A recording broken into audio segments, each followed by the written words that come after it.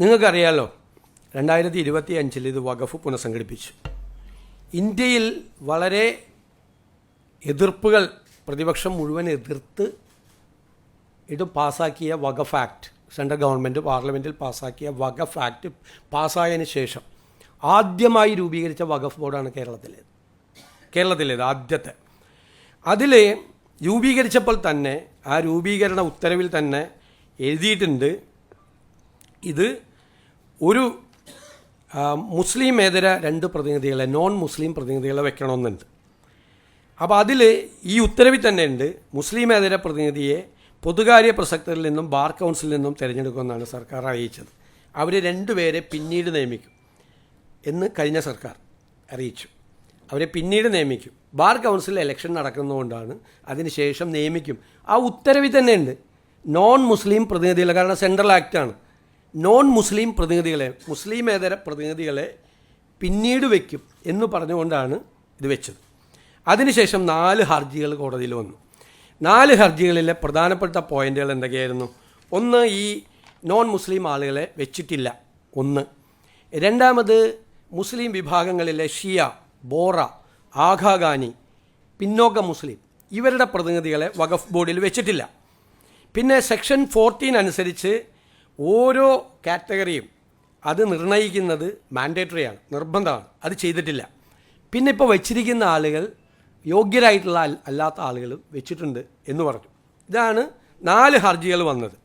ഇത് വന്ന ഉടനെ തന്നെ എന്താണ് ഞങ്ങളുടെ ഗവൺമെൻറ് എടുത്ത സ്റ്റാൻഡ്? എന്താണ് ഞങ്ങളുടെ ഗവൺമെൻറ് എടുത്ത സ്റ്റാൻഡ്? വളരെ കൃത്യമായിട്ട് ഞങ്ങൾ പറഞ്ഞു, കോടതിയിൽ ഞങ്ങൾ പറഞ്ഞു, വളരെ കൃത്യമായിട്ട് പറഞ്ഞു, ഇതെല്ലാം പരിശോധിച്ച് ഞങ്ങൾ വഖഫ് ബോർഡ് ഞങ്ങൾ കോൺസ്റ്റിറ്റ്യൂട്ട് ചെയ്യാം, പക്ഷേ ഈ ഹർജികൾ തള്ളണം എന്ന് ഞങ്ങൾ ആവശ്യപ്പെട്ടിട്ടുണ്ട്. ഹർജികൾ തള്ളണം എന്ന് ഞങ്ങൾ ആവശ്യപ്പെട്ടിട്ടുണ്ട്. കോടതിയിൽ ഞങ്ങൾ ആവശ്യപ്പെട്ടിട്ടുണ്ട്, ഹർജികൾ തള്ളണം എന്ന് ഞങ്ങൾ ആവശ്യപ്പെട്ടു.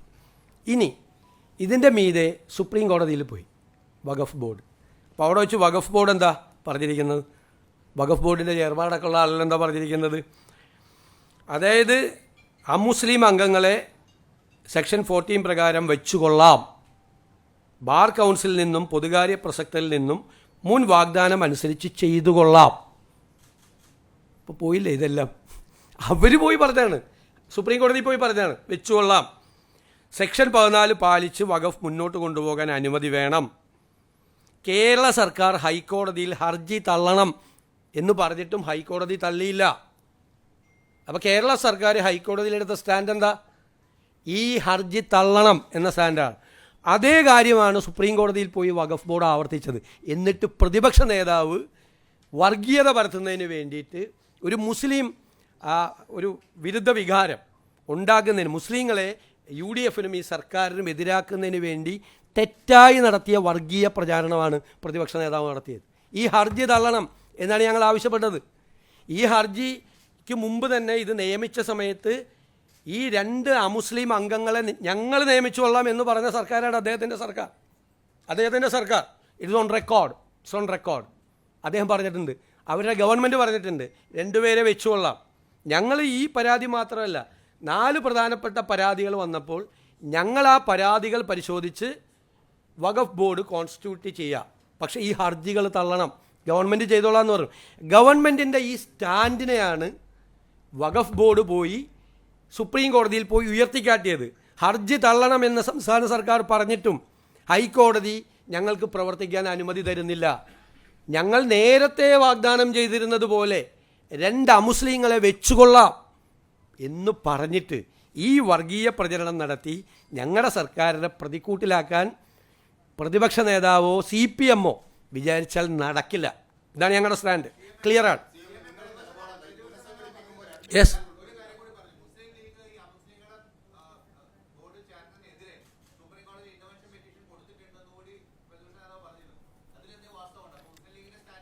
അല്ല, അതുമായിട്ട് ബന്ധപ്പെട്ട് എനിക്കറിയത്തില്ല, എനിക്കറിയില്ല, എനിക്ക് അതിൻ്റെ ഡീറ്റെയിൽസ് അറിയില്ല. അന്വേഷിച്ചിട്ട് ഞാൻ പറയാം.